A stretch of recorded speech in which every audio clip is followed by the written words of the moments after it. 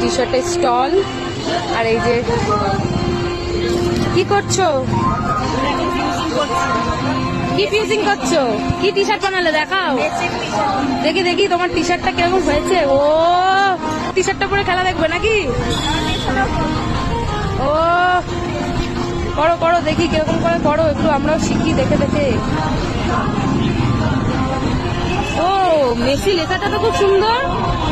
চন্দননগর ৫৫ তলা, একদম জিটি রোডের ওপরেই। এই যে এইটা দেখছো, এটা জিটি রোড, জিটি রোডের ওপরেই সানন্দা গ্রুপ আয়োজিত রথযাত্রা উপলক্ষে এক্সিবিশন হচ্ছে চন্দননগর ৫৫ তলা।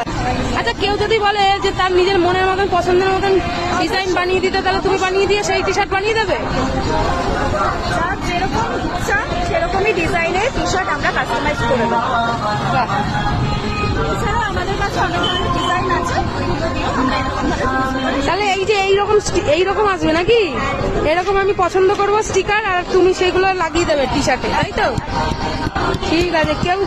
কেউ যদি বলে যে টি শার্ট ছাড়া যদি শার্টে যদি প্রিন্ট করে দিতে পারবে?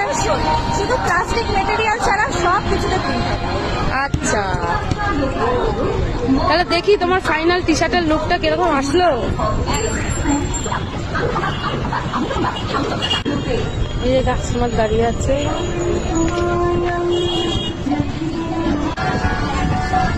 দেখি হাতাতেও প্রিন্ট হয়েছে। বাহ, টি শার্টের লুকটা দারুণ লাগছে। হ্যাঁ,